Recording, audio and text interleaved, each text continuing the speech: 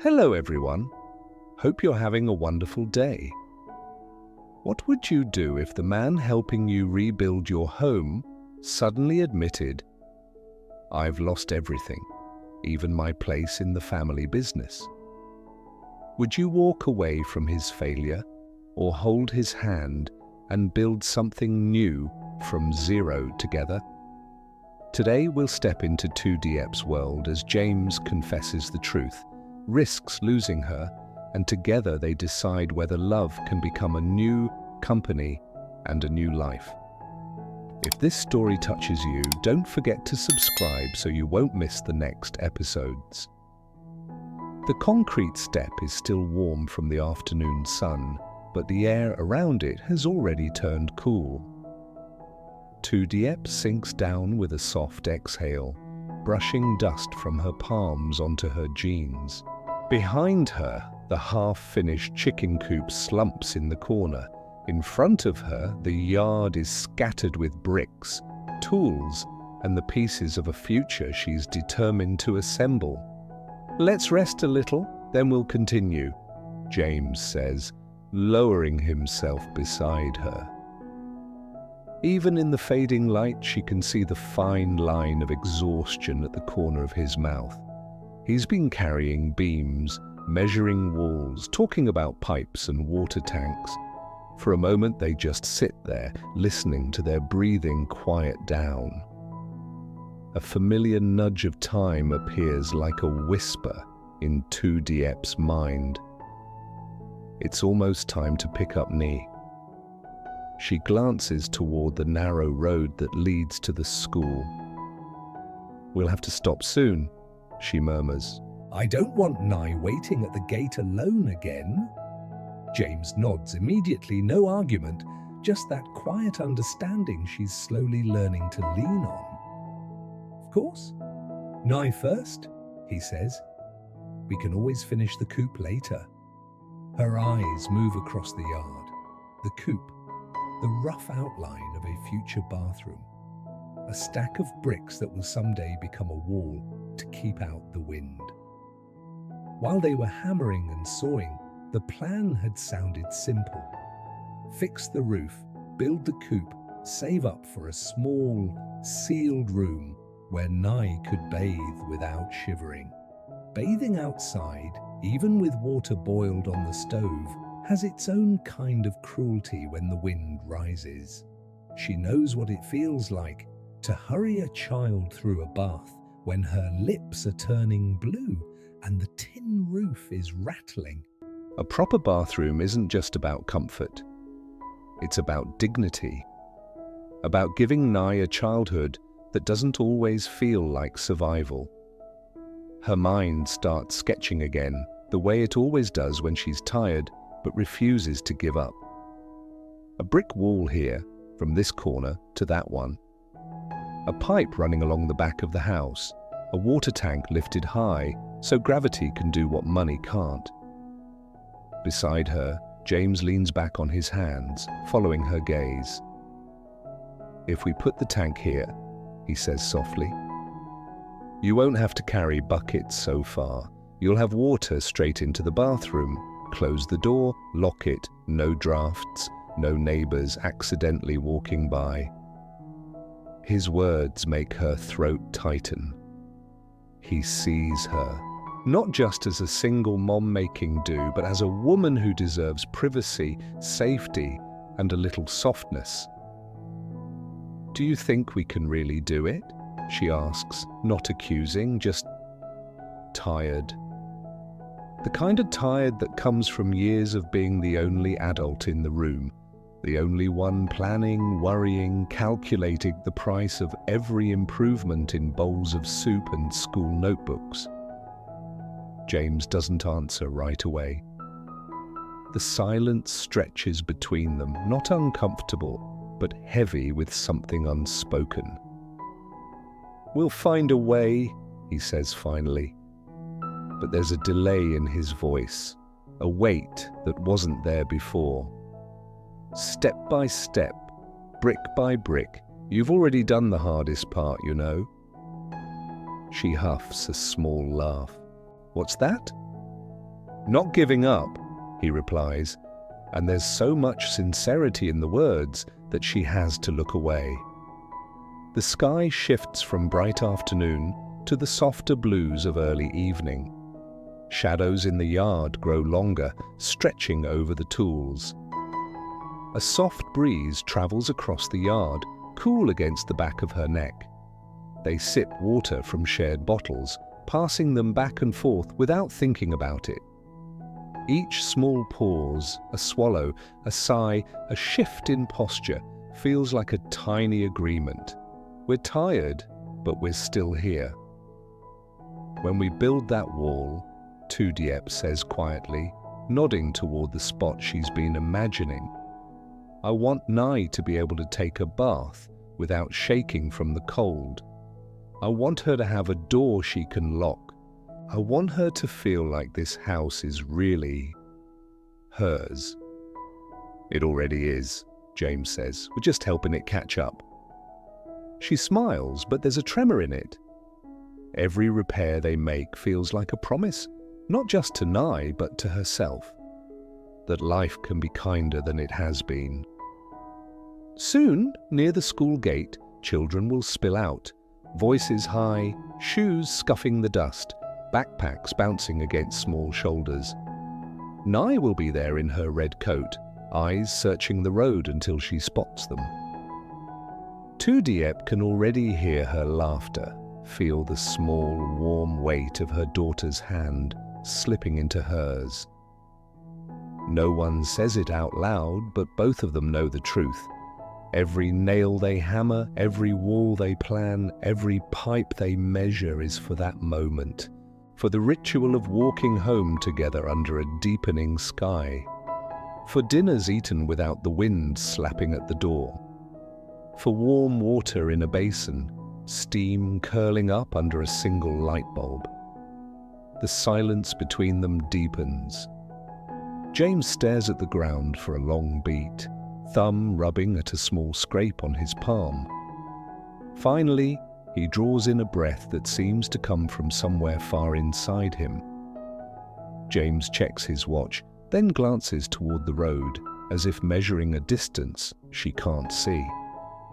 The way his shoulders draw in makes her stomach tighten. For a second, a cold thought flashes through her mind.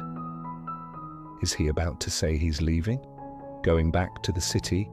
Back to his old life without us? Her hand tightens on the edge of the step. She forces a small smile. If you need to go back to your world, just say it, she jokes softly. But her chest doesn't get the joke at all.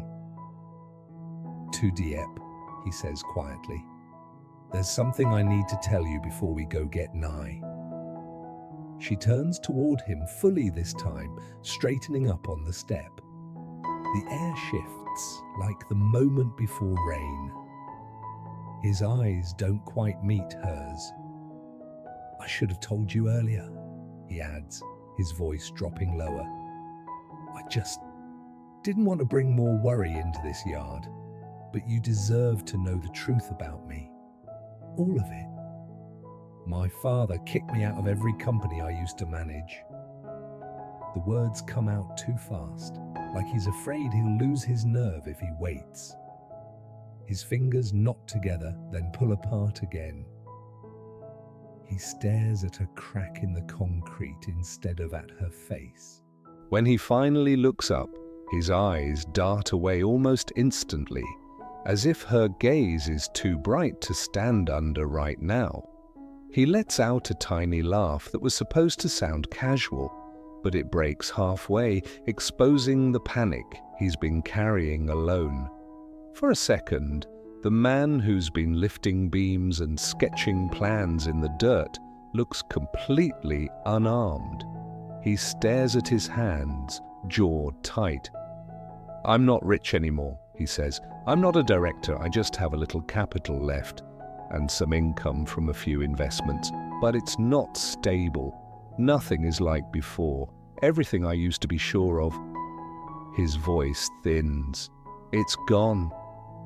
Diep has seen hints of this. Too many free afternoons, a phone that doesn't ring for meetings, no car waiting to pull him back to the city. But knowing is one thing. Hearing him say it out loud is another. So, all those companies? She asks quietly. Gone, he repeats. I didn't walk away. My father pushed me out. He decided I was a risk. Too soft, too distracted, not cold enough to be the sun on top. His mouth twists. Instead of backing me, he pulled everything. One day I was young director.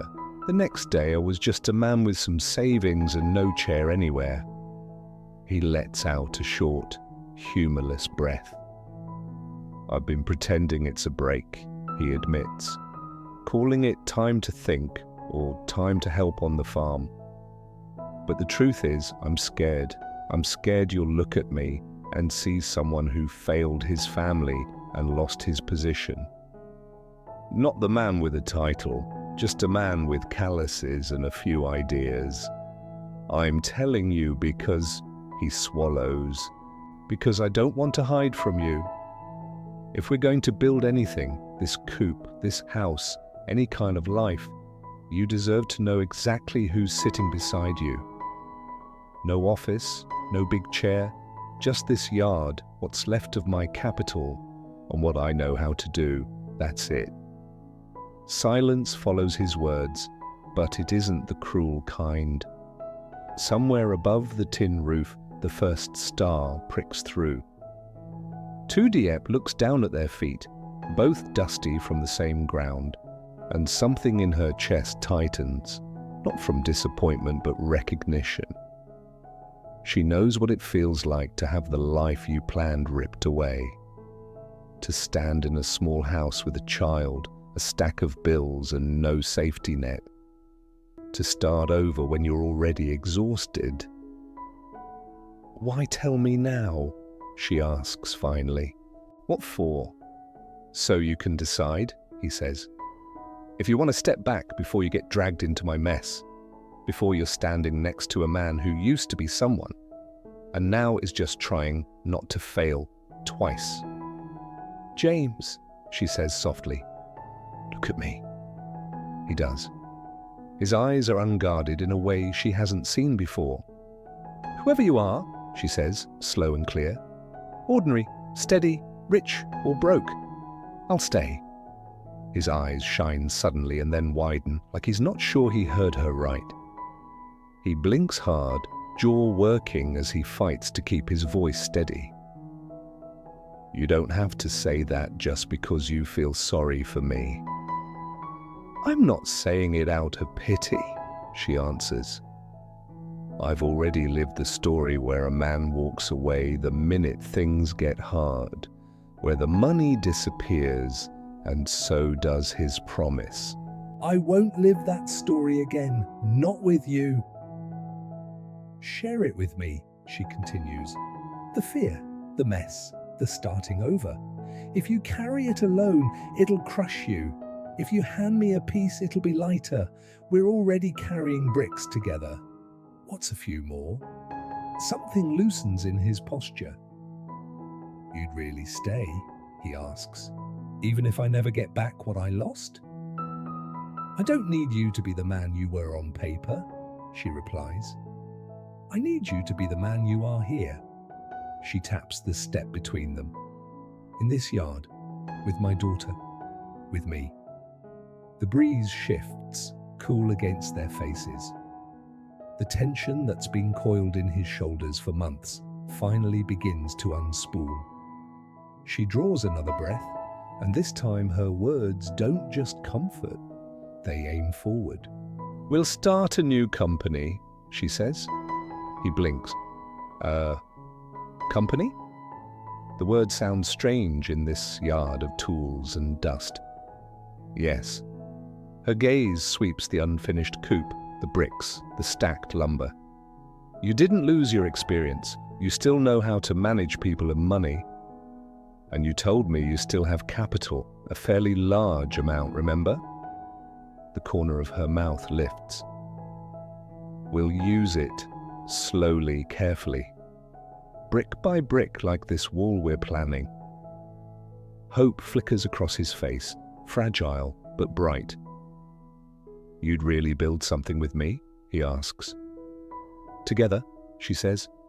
"We can create work for other people too, people who need a chance as badly as we do. You handle planning, paperwork, deals. I'll handle customers, the day-to-day, the stubborn parts. We don't have to wait for someone to invite you back to a chair. We can build our own table."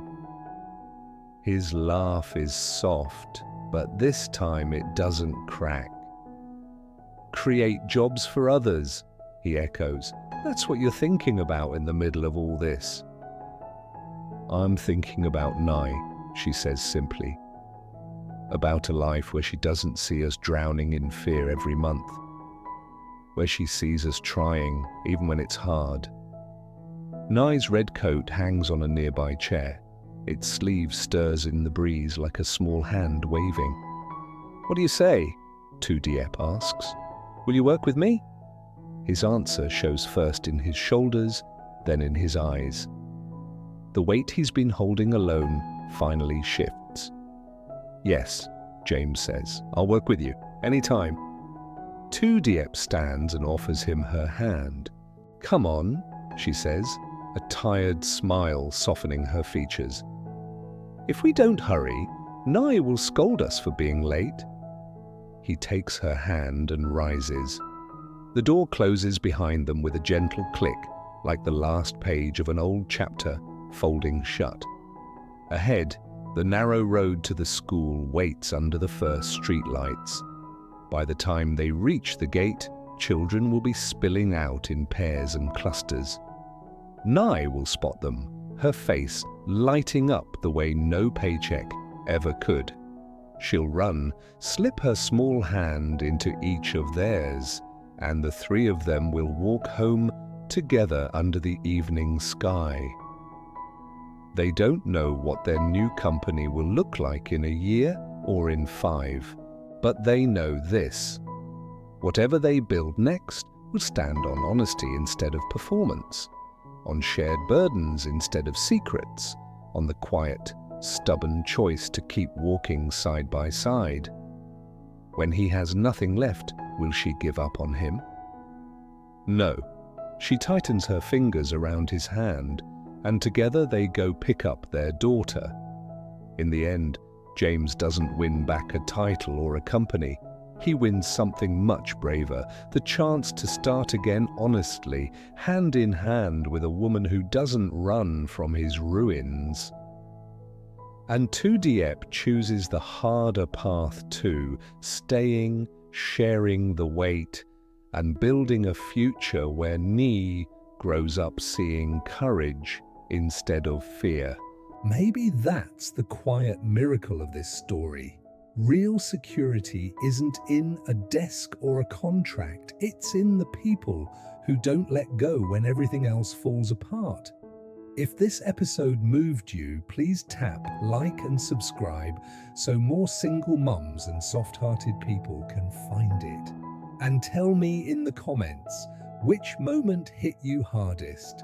His confession, her answer, or their walk to the school gate together?